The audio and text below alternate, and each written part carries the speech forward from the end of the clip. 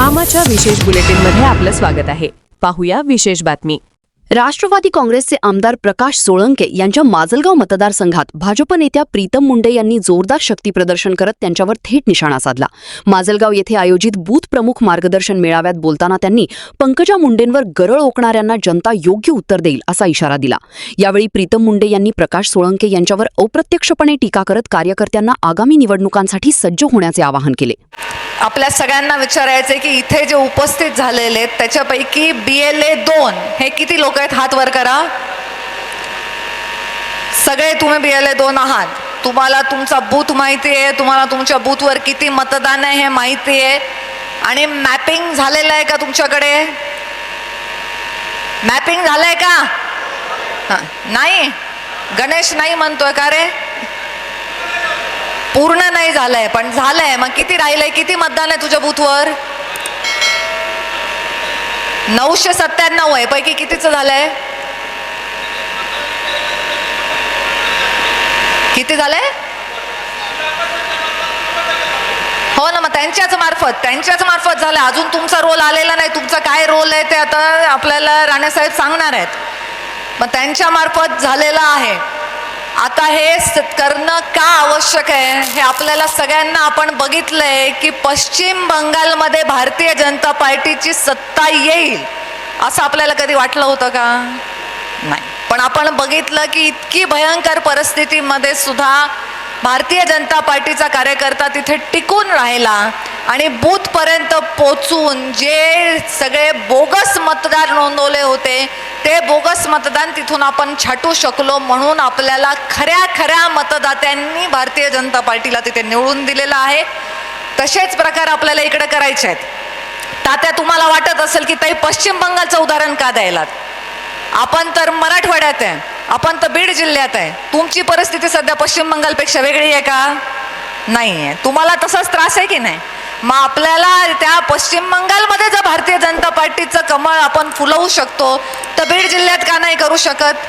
100% भाजपा हा नारा घेऊन जर चालायचं असेल, इथून पुढच्या काळामध्ये पंकजाताईंच्या जीवावर निवडून येऊन त्याच्यानंतर 3 वर्ष आता होत आले ऑलमोस्ट, ती आमदारकी खाऊन पचवून ढेकरा देऊन मग ताईंच्या वरती गरळ ओकणारे लोक जर आपल्याला इथून पुढच्या काळात नको असतील तर आपल्याला इथे पाहिजे 100% भारतीय जनता पार्टी, आणि त्याची ही तयारी आहे. म्हणून आपल्याला पुढे असे गाराणे करण्याची संधीच मिळू नये यासाठी आपला माणूस या भागातून निवडून आला पाहिजे, आणि तो जर निवडून यायचा असेल तर त्याची ही पूर्वतयारी आपल्याला करायची आहे. आता आपल्याला मशागत जमिनीची करायची आहे. म्हणजे जेव्हा आपली जमीन तयार होईल आणि आपल्याला पाहिजे तसा पाऊस पडेल तेव्हा पेरणी करून आपल्याला आपलं पीक घेता येईल. हे शेतकऱ्याच्या भाषेत बोललेलं कळतंय का नाही कळत? कळतंय ना? मग बाकीचं जे डिटेलमध्ये आहे ते राणेसाहेब आपल्याला मार्गदर्शन करणार आहेत. मला राहुल भैयांनी सांगितलं की आपल्या बीड जिल्ह्यामध्ये मन की बातचे कार्यक्रम होत जरी असले तरी आपलं रिपोर्टिंग सरळ ॲपवर होत नाही आहे. तर तेवढी एक सूचना फक्त तुम्हाला करायची आहे. सरळ ॲप कोणाकोणाच्या मोबाईलवर आहे? हात वरती करायचा आहे. म्हणजे असं कपाटात ठेवून दिलेलं आहे लॉक करून, डबे जसे दागिन्याचे ठेवलेले असतात तसा आहे का? उघडता ना रोज, फोन बघता, दिवसातून व्हॉट्सॲप किती वेळा उघडता? किती वेळा?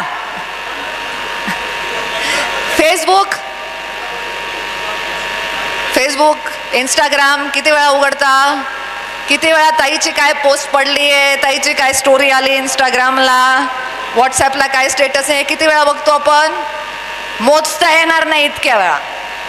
मग एवढ्या सगळ्या कामामध्ये महिन्यातून एक दिवस, एक रविवारी आपण सरळ ॲप उघडून आपले फोटो टाकू शकत नाही का बरं त्याच्यावर? वापरायचा येतोय ना मोबाईल का नाही येत? आणि तो वापरात येणारा मोबाईल आपल्याला आता वापरायचा आहे. मन की बातचा कार्यक्रमही करायचा आहे आणि त्याचे फोटोसुद्धा सरळ ॲपवरती टाकायचे आहेत.